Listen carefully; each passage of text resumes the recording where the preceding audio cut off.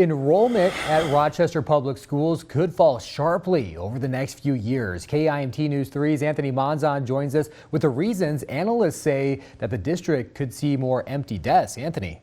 Well, Tyler, that's right. Right now, RPS enrollment sits around 17,800, but new projections show that number could drop by more than 1,000 students over the next 5 years. While the district saw constant growth between 2012 and 2019, 661 students left RPS in the fall of 2020, most of them at the elementary level. On top of that, birth rates in zip codes RPS covers have been trending down for the better part of 2 decades. Combine those factors, and there could be a big impact to elementary enrollment, which would feed its way up to middle and high schools over the next 10 years. However, there is a chance these enrollment projections could be off. District leaders note the methodology used to create them doesn't account for reactions to a global pandemic, and RPS grew by 165 students at the start of this school year. Regardless of the uncertainty, Superintendent Dr. Kent Pickell says the district should have a plan for whatever lies ahead.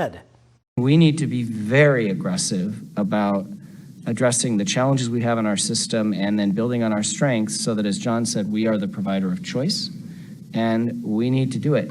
There are communities in which there just aren't kids. We have kids in Rochester. We have folks and families that we can appeal to. The district's director of finance notes enrollment consistently grew at RPS while local birth rates were falling, suggesting more people were moving to Rochester and sending their kids to RPS. He adds if students that left in 2020 chose to return to Med City schools, the district could be back to growing by a few hundred learners each year. Tyler. Great, Anthony, thank you.